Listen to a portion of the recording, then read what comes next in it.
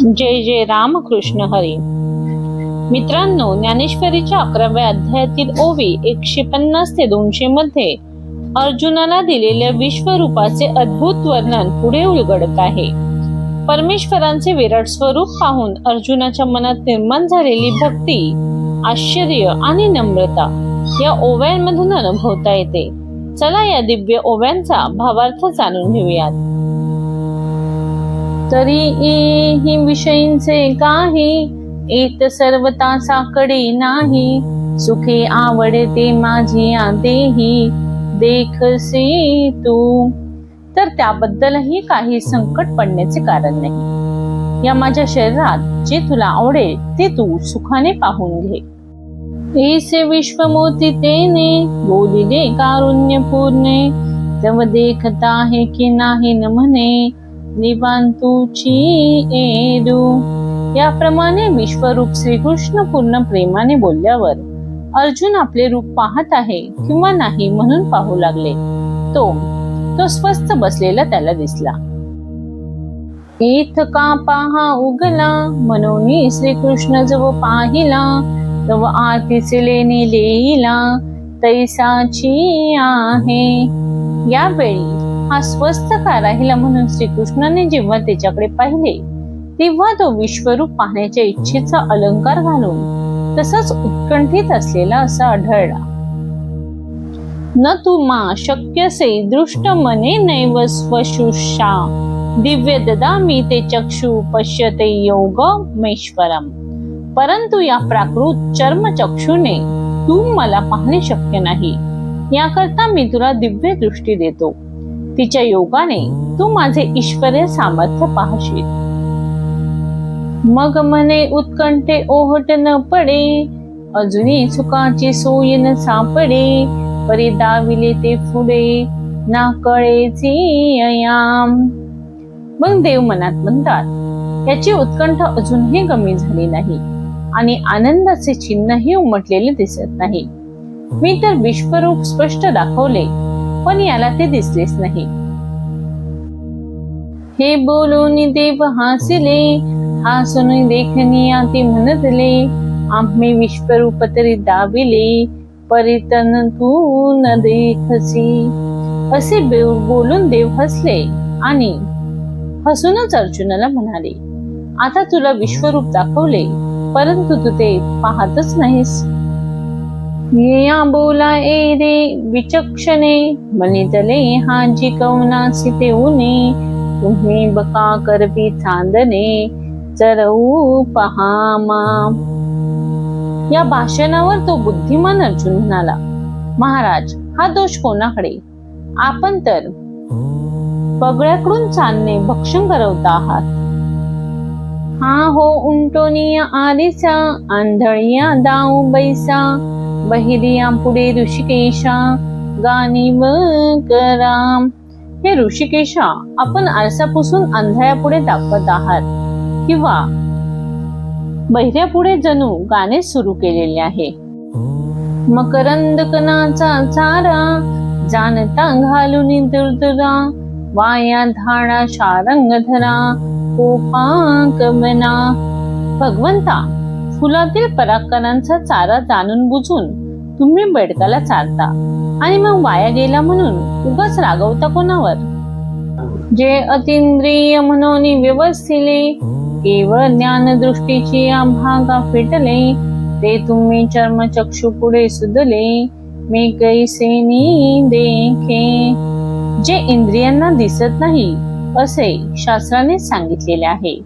जे केवळ ज्ञानदृष्टीने दिसणारे ते विश्वरूप तुम्ही माझ्या चर्मचक्षुंपुढे ठेवले तर ते मी कसे पाहू सांगा बरे. परी हे तुमचे उणे न बोलावे मीची साहे तेची बरवे. येथ आधी म्हणतले देवे मानू बापा. पण हा तुमचा दोष आम्हा उधारू नये. आपणच गप्प बसावे बरे. तेव्हा देव म्हणाले, वा अर्जुना खरेच तू म्हणतोस ते मला मान्य आहे. साच विश्वरूप जरी आम्ही दावावे तरी आधी देखावया सामर्थ्य की द्यावे.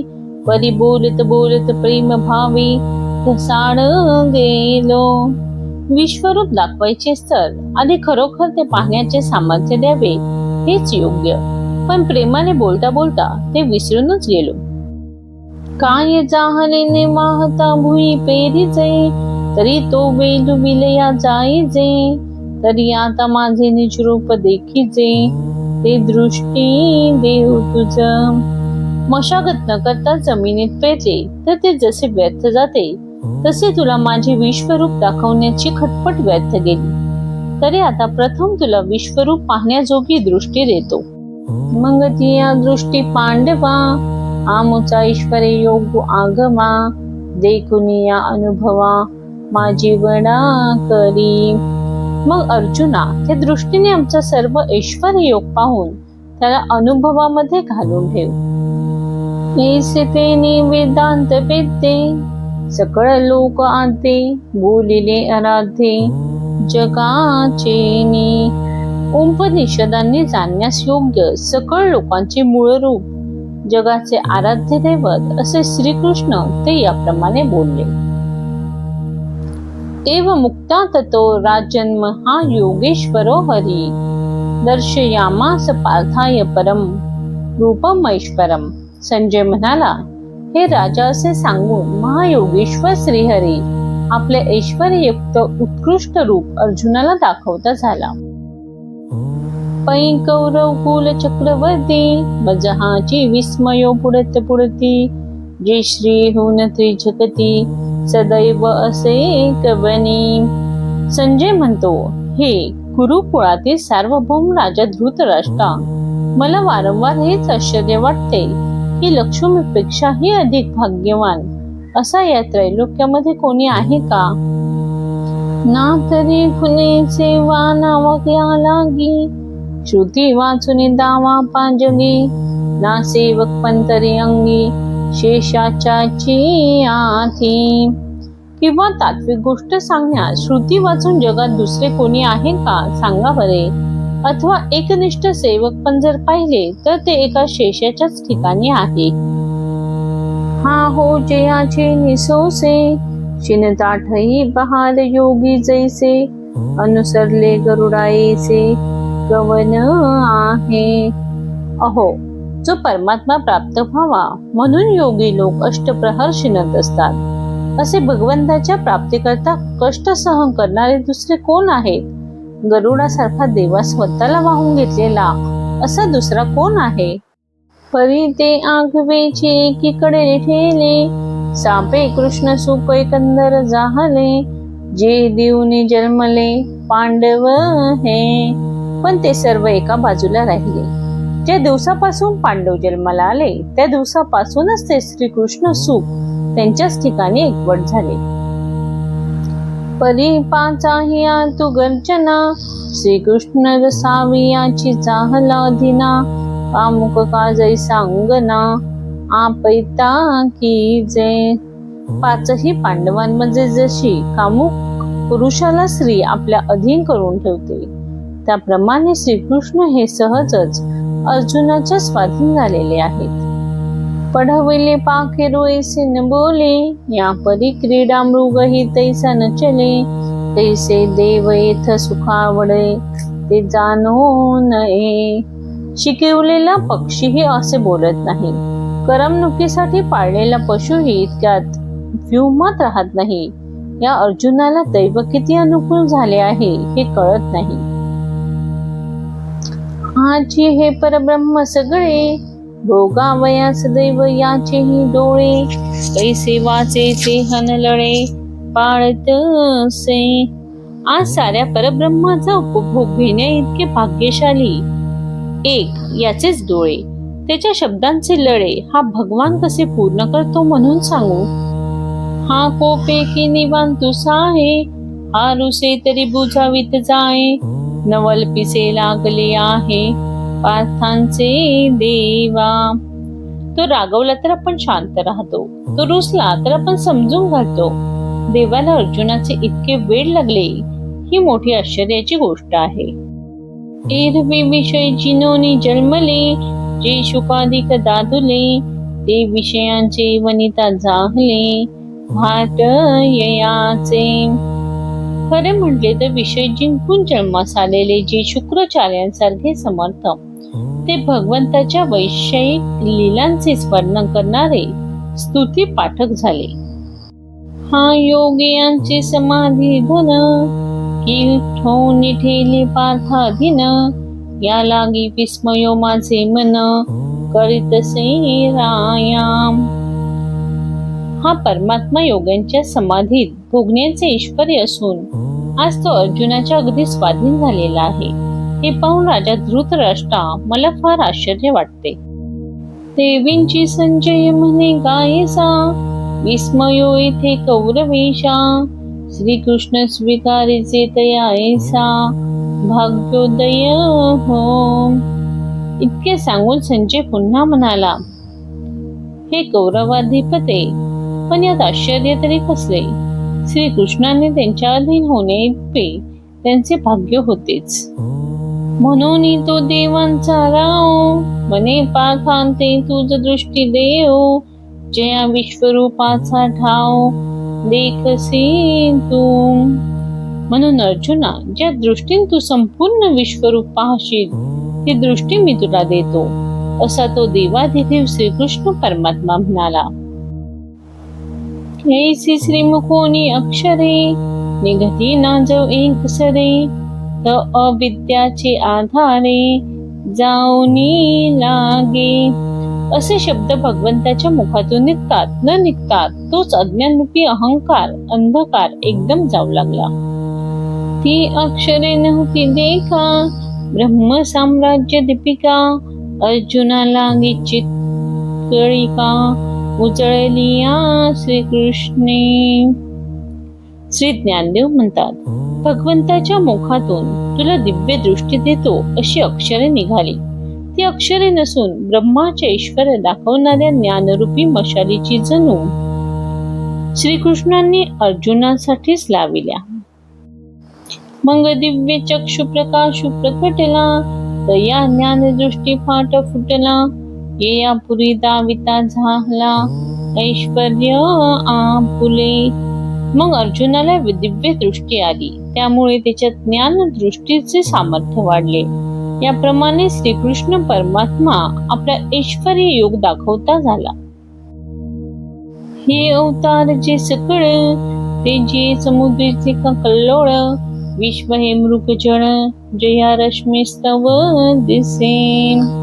भगवंताचे सर्व अवतार जे विश्वरूपी समुद्रावरील लाटा आहेत किंवा ज्याच्या तेजरूपी सूर्यकिरणांमुळे ते सर्व विश्व मृग जलाप्रमाणेच भासते. जे अनादि भूमिके निटे चराचर हे चित्र उमटे. आपण पे श्री वैकुंठे डाविले तया. ज्याच्या अनादि सिद्ध योग्य भूमिकेवर विश्वरूपावर स्थावर जंगरूप चित्रे उमटतात ते आपले मूळ रूप श्रीकृष्णांनी अर्जुनास दाखवले. मागा बाळपणी श्रीपती जे एक वेळ खादिली होती माती. ते कापुनी हाती यशोता धरिला. पूर्वी बालपणी या श्रीकृष्णाने जेव्हा एकदा माती खाल्ली होती तेव्हा त्याला मारण्यासाठी माता यशोदेने रागावून हात धरल्यावर मग भेनी भेनी जैसे मुखी झाडा द्यावयाचे निमिसे. 14 भुवने सावकाशे दाविली तिये. भीत भीत मी माती खाल्ली नाही म्हणून तोंडाचा झाडा देताना यशोदेला विस्तारासह 14 भुवने मुखात दाखवली.